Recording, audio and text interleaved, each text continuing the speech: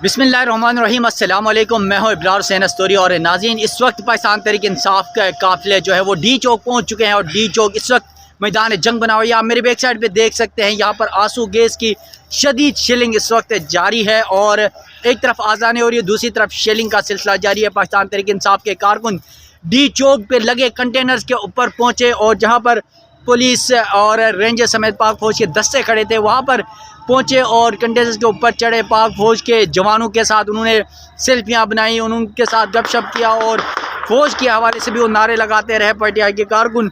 और पीटीआई के जो कारकुनों का असल जो मेन काफिला है वो आप देख सकते हैं मेरे बैक साइड पर इस वक्त जो है फायरिंग की जो आवाज़ें आ रही है आप देख सकते हैं, सुन ले आप कि इस वक्त एक तरफ अजान हो रही है, दूसरी तरफ फायरिंग का सिलसिला जारी है। ये देख सकते हैं और ये देख लें आप, थोड़ा सा मैं बल्कि इधर आ जाता हूँ आपको थोड़ा सा और क्लियर हो जाएगा। ये आप देख लें, ये पीछे पूरा एरिया जो है ना वो इस वक्त शदीद शेलिंग का सिलसिला इस वक्त जारी है।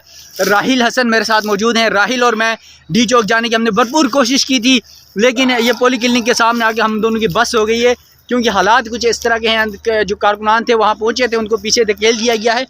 राहिल, क्या लग रहा है, क्या क्या नज़र आया आपको? यार, लग तो सबको हमारी आंखों और हमारे चेहरे से लग जाना चाहिए जो कि यहाँ पे सिचुएशन है। इस वक्त शदीद शेलिंग हो रही है, स्किन बर्न हो रही है, आँखों और फेफड़ों की और गले की तो खैर बिल्कुल ही मत बच गई है। और कारकुनान जो है उनका जज्बा जो है वो इंतहाई दीदनी है। अभी इस वक्त स्ट्रेट फायर जो हवाई फायरिंग है, जो पिस्टल की फायरिंग है वो हो रही है। सिर्फ ये शेलिंग की आवाज़ नहीं है, शेलिंग की आवाज़ भी इसके अंदर है और साथ साथ फायरिंग की आवाज़ हो रही है। और पूरा जो ब्लू एरिया की पट्टी है वो शेलिंग के धुएं से जो है वो इस वक्त अटी हुई है।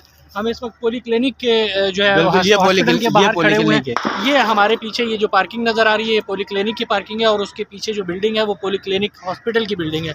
इसके अंदर जो मरीज़ होंगे, जो वार्ड्स के अंदर जो एडमिट होंगे या जो एमरजेंसी के अंदर मरीज़ होंगे, उनकी क्या इस वक्त हालत होगी ये हमें नहीं पता, वो अंदर जाके ही देखना पड़ेगा।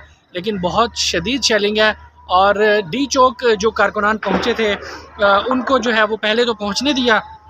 आर्मी के जो जवान थे, जो सिक्योरिटी एहलकार थे, पुलिस थे, रेंजर थे, सब थे। पहले तो उन्होंने बगलगीर हुए, सब कुछ किया, उसके बाद सेल्फियाँ लेके और फिर उसके बाद उन्होंने शेलिंग फायर करना उनके ऊपर शुरू की, जिसके बायस जिसको जहाँ जगह मिली अतातुर्क एवेन्यू पे जिसको जगह मिली वो वहाँ भाग गया, जिसको जो जिना एवेन्यू पे पीछे धकेल दिया गया, कुछ लोगों को अतराफ़ की गलियों में धकेल दिया गया। इस वक्त चाइना चौक के ऊपर शदीद शेलिंग हो रही है। डी चौक के भी यही सेम मनाज़िर है। जो पुलिस एहलकार हैं वो गलियों तक और लिंक रोड तक जो है वो आ रहे हैं और लोगों को पीछे धकेल रहे हैं। अभी जो मेन काफ़िला था वो डी चौक नहीं पहुंचा है। अगर मेन काफ़िला जो अली अमीन गंडापुर है, बुशरा बीबी है, मरकज़ी जो लीडरशिप है जो लीड करती हुई पेशावर से चलकर आ रही है, वो अभी तक नहीं पहुँचे हैं। ये वो लोग हैं जो उनसे आगे थे और मुख्तलिफ दूसरे शहरों से जो है वो चले थे और रात भर इन्होंने जो 26 नंबर का मकाम है वहाँ पर शेलिंग खाई और उसके बाद फिर सुबह ये चलते हुए आए हैं कश्मीर हाईवे से होते हुए, 0 पॉइंट से होते हुए और वो यहाँ पर पहुँचे हैं।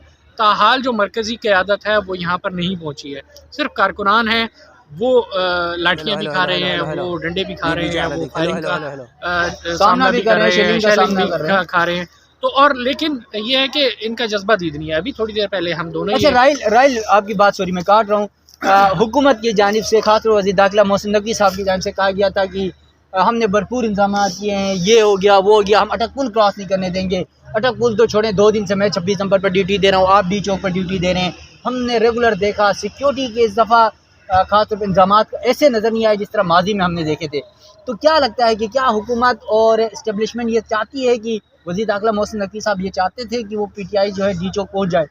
यार, कल ये वाला जो अटक वाला सवाल है ना, अटक पुल के क्रॉस करने वाला, ये मोहसिन नकवी साहब जब प्रेस कॉन्फ्रेंस कर रहे थे 11 बजे के करीब डी चौक पर, ये उनसे पूछा गया तो उन्होंने कहा है मेरा एक स्टेटमेंट भी दिखा दें कि मैंने ये नहीं कहा कि अटक पुल अपने देंगे। एक तो वो अपनी स्टेटमेंट वगैरह से बैकआउट कर रहे हैं। दूसरा ये कि जो इंतजामात थे वो वाकई बहुत सख्त किए गए थे।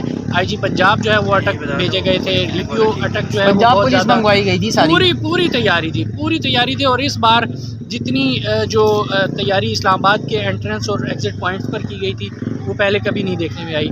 और ख़ास तौर पर पहली बार तारीख़ में ये देखा गया है कि जो नफरी इनको कम पड़ रही थी, पहले तो सूबों से मंगवाई, आज़ाद कश्मीर से मंगवाई, वो उसके बावजूद जो नफरी कम पड़ रही थी जो इस्लामाबाद की ट्रैफिक पुलिस थी उनको एंटी राइट सामान दे दिया गया, लाठियाँ, शील्ड और हेलमेट वगैरह हर चीज़ देकर उनको तैयार किया गया। लेडी पुलिस कांस्टेबल, हर तरह से तैयारी पूरी थी, फौज बुला ली, रेंजर्स बुला ली, हर तरह से कोई भी इन्होंने तैयारी नहीं छोड़ी। लेकिन एंड में उनको क्या हो जाता है, कहाँ से ऑर्डर आते हैं, ये अभी इन्वेस्टिगेशन होना बाकी है। क्या डील चल रही होती है। रात के अंधेरे में 11 बजे के करीब अडयाला जेल में काफ़िले जाते हैं, पीटीआई के लोग जाते हैं वहाँ पर मिलने के लिए इमरान खान से, चेयरमैन बानी पीटीआई से। लेकिन जब ये सवाल वज़ीर दाखिला के सामने रखा जाता है कि उनको एक्सेस कैसे मिली, क्या किसका पैगाम लेकर गए हैं वो, तो वो जवाब देने से कासिर होते हैं। वो कहते हैं कि जी हम अभी जो पूरी बात है वो आपके सामने नहीं रख सकते। तो मीडिया को जो है ना वो यूँ कह लें कि गलत स्टेटमेंट देकर, गलत चीज़ें बता कर जो है वो एक ट्रक की बत्ती के पीछे लगाया हुआ है। कारकुनान या उनकी लीडरशिप से अलग मुज़ाकरात किए जा रहे होते हैं, अलग चीज़ें बताई जा रही होती हैं, अलग डेवलपमेंट्स हो रही होती हैं, मीडिया के सामने कुछ और रख रहे होते हैं। मीडिया के सामने सिर्फ हल्लाशेरी, बड़ी बड़ी बातें, बड़े बड़े दावे कि ये कर देंगे, वो कर देंगे, नहीं टपने देंगे, नहीं आने देंगे। कल रात को अटक पुल की शायद स्टेटमेंट उन्होंने ना दी हो, लेकिन कल रात को ये स्टेटमेंट ज़रूर दी है कि डी चौक पर नहीं पहुंचने देंगे हम। ये मैंने खुद अपने कानों से सुनी है, पूरे मीडिया ने सुनी है, पूरी दुनिया ने सुनी होगी ये स्टेटमेंट उनकी। लेकिन फिर भी डी चौक पहुँच गए सब। अब जब पहुँचने दिया पहले तो उनको, पहले तमाम तर रुकावटें हटा दी, पुलिस वालों को हटा दिया, सब कुछ कर दिया, और अब जो है वो दोबारा से उन्होंने शेलिंग शुरू कर दी दोबारा से। अब ये चाह क्या रहे हैं, कोई एक पॉलिसी, कोई एक स्टेटमेंट। अब उनसे जब पूछा गया कि यहाँ पर क्यों आने दिया आपने, इस्लामाबाद के अंदर क्यों एंटर होने दिया, तो उन्होंने कहा कि क्या मैं स्ट्रेट फायर कर दूँ। ये भी तो तरीक़ाकार है ना, डी चौक पहुँचने के बाद भी तो उनको धकेल रहे हैं ना पीछे। तो इसी तरीके से पहले अगर उनको धकेल देते, 26 नंबर से धकेल देते या अटक पुल से धकेल देते, कोई ना कोई स्ट्रैटेजी तो अपनाते ना।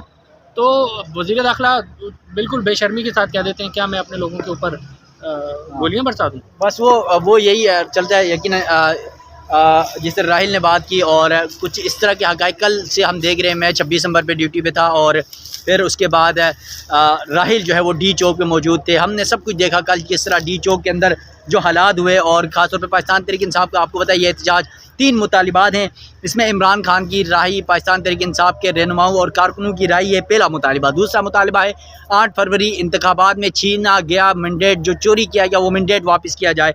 और तीसरा मुतालिबा है 26वीं आइनी तरमीम जो है जो कराई गई है उसको जो है वो तनसीह की जाए, उसको ख़त्म किया जाए, उसको वापस लिया जाए।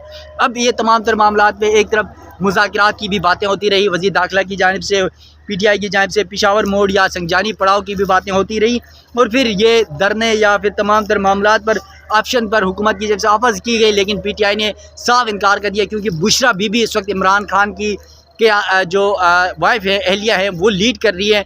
उसके साथ अली अमीन गंडापुर है, उसके बाद जो उमर अमीन है, अली अमीन गंडापुर के दीगर जो पीटीआई के रहनुमा हैं वो मौजूद हैं। पथराव, शेलिंग और आंसू गैस का सिलसिला इस वक्त भी डी चौक के ऊपर मौजूद है। पाकिस्तान तहरीक इंसाफ के कारकुनों को और जो रात गए 26 नंबर चोंगी में किस तरह पाकिस्तान तहरीक इंसाफ का काफिला पहुंचा, बड़े बड़े कंटेनर्स रख दिए गए थे, वो कंटेनर्स को ऐसे उठा के फेंका गया कि समझ भी नहीं आई। और पाकिस्तान तहरीक इंसाफ के कारकुनों ने वो कर दिखाया जो उन्होंने वादा किया था कि हम डी चौक पहुंच जाएंगे, और ये बदस्तूर इस वक्त डी चौक पहुंच चुके हैं। तो ये इस वक्त जो सूरत हाल है, ख़ासतौर पर रात को जो 3 रेंजेस एहलकार के शहीद होने वाले बाद 2 पुलिस एहलकार, पंजाब पुलिस के जो एहलकार शहीद हो चुके हैं, फिर तकरीबन 150 के ज़्यादा जो है वो लोग ज़ख्मी हैं, पुलिस है, पीटीआई के कारकुनान हैं, बड़े लोग ज़ख्मी हुए। शेलिंग और फायरिंग का सिलसिला अभी भी आज़ान के बावजूद इस्लामाबाद में जारी है। यकीनन ये बड़ा मामला है।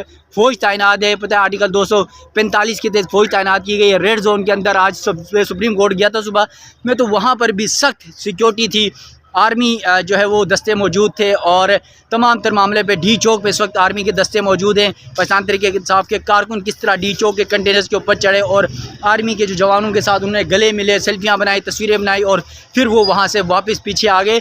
तो अभी जो इमरान खान की राय के लिए जो पीटीआई के कारकुन आए वो इस वक्त डी चौक के करीब ही हैं, ताहम अजान हो रही है एक तरफ, और दूसरी तरफ शेलिंग और फायरिंग का जो सिलसिला है वो भी जारी है। देखना ये कि पाकिस्तान तहरीक इंसाफ के ये मुतालिबात कब पूरे होते हैं, और किस तरह। अभी भी हम शेलिंग में थोड़ा सा आगे गए थे, हमारी हालत ख़राब हो गई, हम फिर वापस आ गए।